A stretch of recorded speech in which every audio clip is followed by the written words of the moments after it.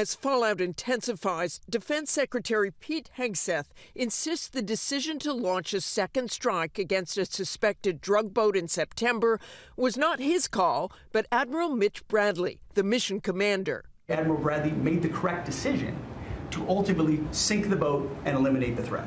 He sunk the boat, and eliminated the threat. And it was the right call. We have his back. The Washington Post story said that Bradley launched the second strike on survivors clinging to a boat because of Hegseth's initial order to kill everyone. But the day after the strike, Hegseth said he had watched the mission in real time. I watched it live. We knew exactly who was in that boat. But now, Hegseth says he left the room before the second strike and didn't learn of it for hours later. It is illegal under international law to kill enemy combatants who no longer pose a threat. And President Trump said days ago he wouldn't have had a second strike. We'll look into it.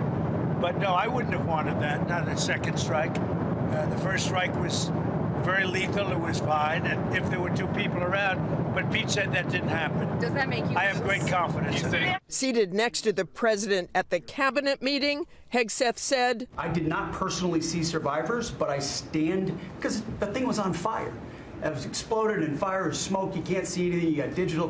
This is called the fog of war. For his part, President Trump says he knew about the September operation, but maintains he didn't know there were multiple strikes. I still haven't gotten a lot of information because I rely on Pete, but to me it was an attack. The White House won't confirm or deny there were any survivors in that September operation, and the Pentagon also says no order to kill everyone was given. As recently as October, Hegseth claimed part of the objective was to kill those, he says, who are smuggling drugs into the country. And we will hunt them and kill them because they're trying to and they are killing and poisoning the American people. So far, the U.S. has killed at least 83 people in multiple boat strikes across the Caribbean. Now lawmakers on both sides of the aisle are demanding oversight. The statement that Secretary Hegseth put out does indicate that he is not doing what typical leaders do, which is accept responsibility for the people that he is, directing. We're going to let them, like when someone is stranded and holding on to the scraps of a boat, put a second bomb on them. I think it's outrageous and should be universally condemned.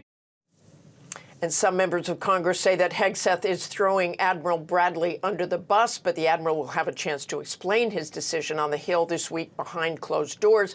But the real key here, George, is to see the video of that second strike to determine exactly what happened, George. Absolutely, Martha. Meantime, the president is also signaling possible direct action against Venezuela.